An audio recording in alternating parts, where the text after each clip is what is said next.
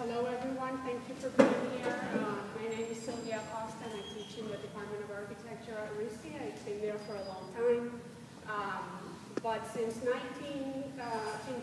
I became interested in finding opportunities for our students to work with the real contingencies of the world and intersect that with how architecture is taught, which is basically through abstract means in the shelter environment of the studio.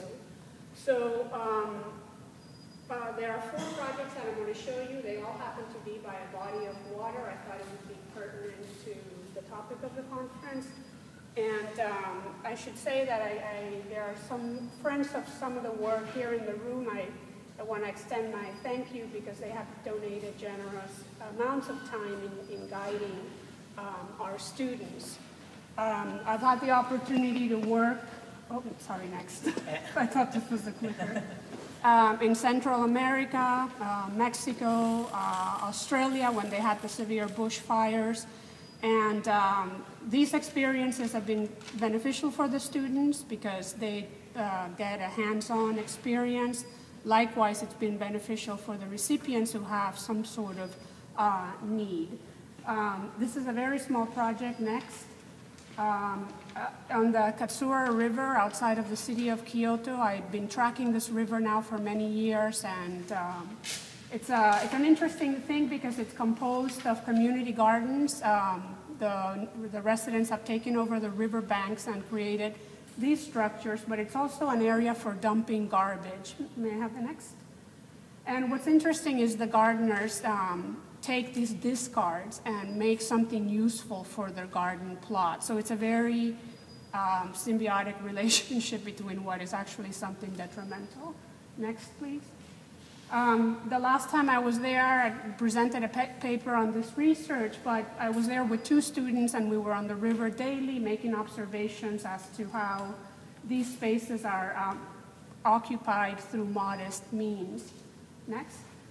And one particular place, we noticed that there were a group of fishermen on a daily basis that would inhabit the underside of this bridge. Next, this bridge happens, well, if you may know the famous Katsura Imperial Palace, which is on this side of the site. The project that I did with 2 students is a very modest project on the other side. And next, I'm interested in ways in which the making of these projects can respond and contribute something modest with very tight economical means. So we decided we would also take from these discards and make something for the community of fishermen. Next. So they're very simple things: discarded pallets, concrete blocks. We already had a roof over our heads from the bridge. Next.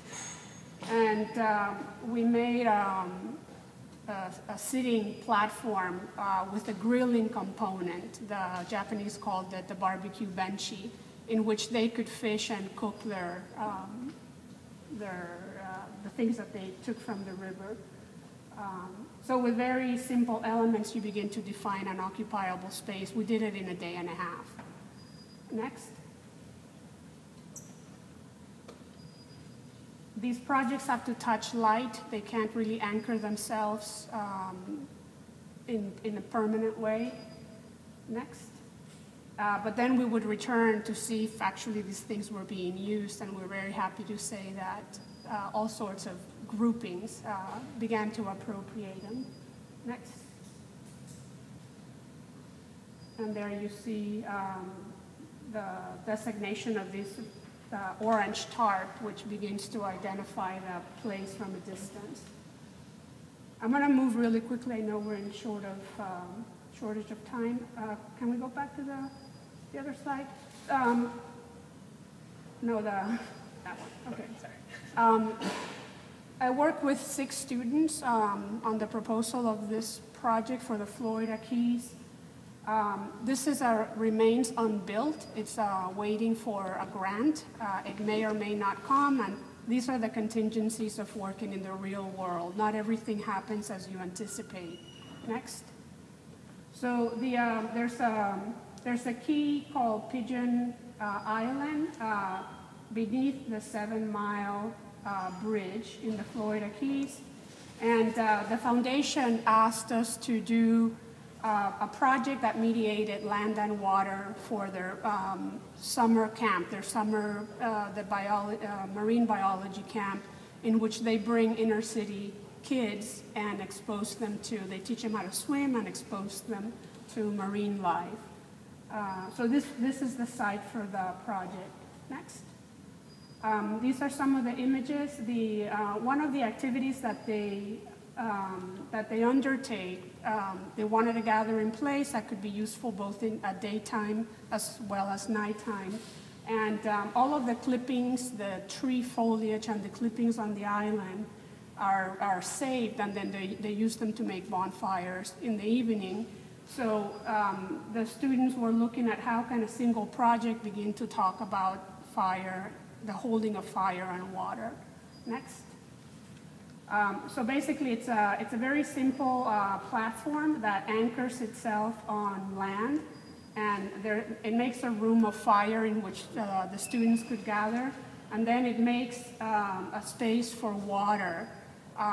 For some of these kids that don't know how to swim, it becomes a safety net to gradually get them accustomed to what essentially is it's very still and shallow water. And then there's a projected platform. Here you can see it at night and how the project would present itself in daytime. We're still looking for funding opportunities to see if we can build this. Okay, next. The last two works are actually local. We worked with community gardens in Providence and also more recently in Pawtucket. So this is Roosevelt Avenue. This is the site. The project was phased in two parts. There was the part last year which entailed a community garden for the members of the Chinese Christian Church, the elders, which are part of that community, and the children of a daycare center. So the first project, what I'm going to show you is this composition here. So there's a question in Pawtucket, how do you make an edible landscape in a toxic ground, right? So there were issues of raising the planting beds, of lining them to prevent contamination, of trying to provide a roof system that would collect the water and dispense it into containers,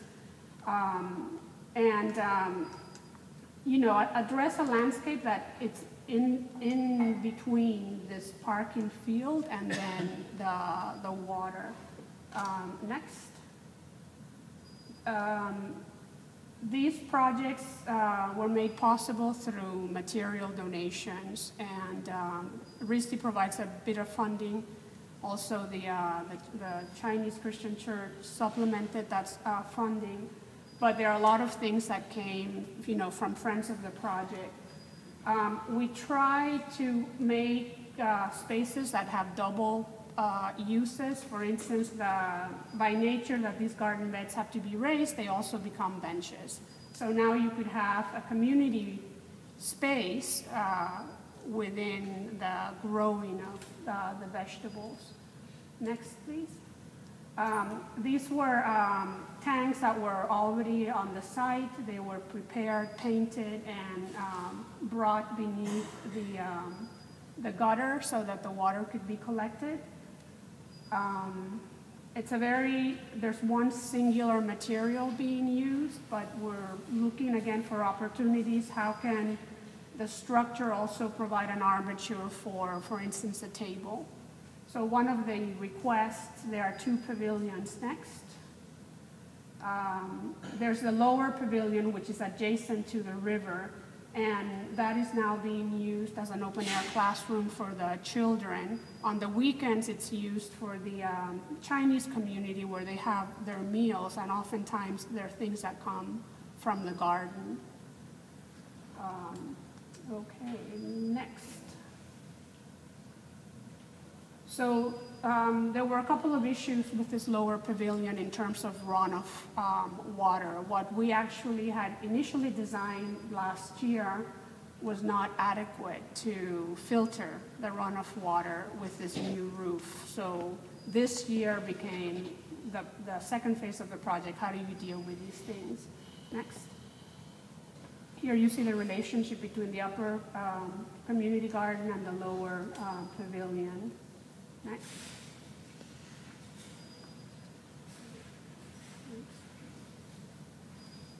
It's very different. In the summertime, the vines actually engulf the room. Next.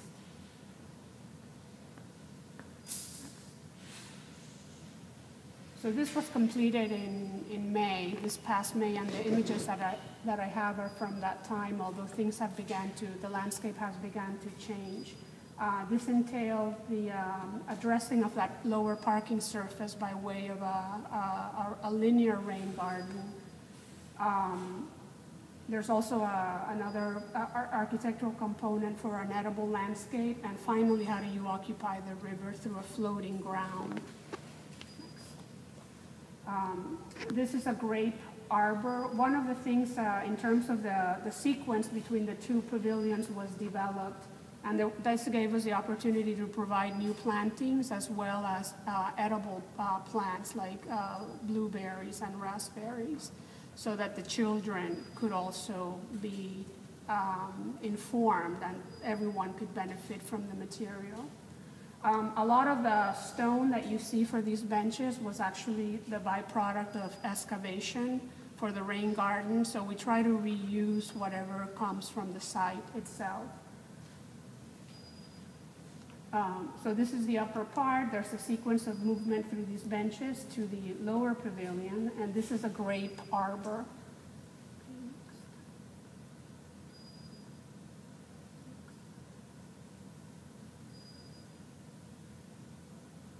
Next, there's also a fire pit, and this was defined from existing concrete pieces that were beneath the ground. We found them as we were digging, so rather than having them hauled out, we made use of them. Okay. So we then sized in a correct manner the rain garden that would actually take care of the runoff from this new roof, and try to program the river's edge with new points of occupation and also the rain garden. Next. So right along the parking lot, there's a rain garden. All of the water from this parking lot actually is shed to one point. The rain garden filters it and then dismisses it along a trench beneath the ground that keeps filtering the water before it goes into the river. So these are very tiny plants in May, but now they are a little bit larger. Next. So here you can see the whole, this is actually beneath, the trench is beneath the ground at this point, but there were new plantings that were brought along the length of the river. Okay. And finally, in direct relationship from that lower pavilion, the slope or the embankment was operated on with a series of retaining elements, which also help with the erosion, and a series of steps that move down to a floating platform to have access for kayaking or for fishing or more, let's say, recreational activities. You know, this work respected the presence of existing trees. It made room for those things. We did not cut down existing trees, and we did remove invasive vegetation and planted the bank of the river with erosion preventing plantings. Next. The device for this floating platform also has to accommodate the different tidal changes. So it's on a hinge, and it can also be taken apart in the event of a very severe storm where these things need to be separated and brought in closer proximity to the bank. Next. So there you see it in its entirety. These are still construction shots with things that don't belong there, but I encourage you to see it. It's at 333 Roosevelt Avenue. Next. So then, inevitably, we look for other opportunities. What sites may offer something or might be dormant, waiting for something to arrive. What's called the Festival Pier, the Central Falls Landing, they're begging for something to happen. And, inevitably we imagine things and look at, a history of successful projects on water edges. And these things spark opportunities or ideas to keep moving on and doing this type of work. Thank you very much.